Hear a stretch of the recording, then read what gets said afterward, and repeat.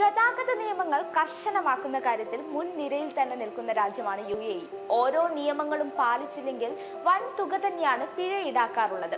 അത്തരത്തിൽ എഞ്ചിൻ ഓഫാക്കാതെ വാഹനങ്ങളിൽ നിന്ന് ഇറങ്ങിപ്പോകുന്ന ഡ്രൈവർമാർക്ക് താക്കീതുമായി രംഗത്തെത്തിയിരിക്കുകയാണ് അബുദാബി പോലീസ്. കാർ സ്റ്റാർട്ട് ചെയ്ത ശേഷം ഷോപ്പിങ്ങിനും ATMകളിലും നമസ്കരിക്കാനും കടകളിൽ സാധനം വാങ്ങാനും ഒക്കെ പോകുന്ന സംഭവങ്ങൾ ആവർത്തിക്കുന്ന സാഹചര്യത്തിലാണ് ഇത്തരത്തിലൊരു മുന്നറിയിപ്പ്.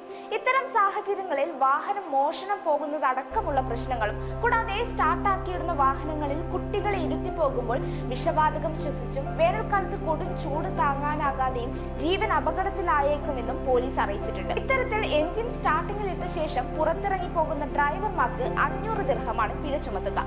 അതുപോലെ തന്നെ നിരോധിത മേഖലകളിൽ വാഹനം പാർക്ക് ചെയ്യരുതെന്നും അധികൃതർ ആവർത്തിച്ച് പറയുകയാണ്. എന്തായാലും പറഞ്ഞിരിക്കുന്ന നിയമങ്ങളൊക്കെ പാലിക്കാൻ ശ്രമിക്കുക. ഇതുപോലുള്ള ഇൻഫോർമേറ്റീവ് വീഡിയോസിനായി പേജ് ഫോളോ ചെയ്യാം.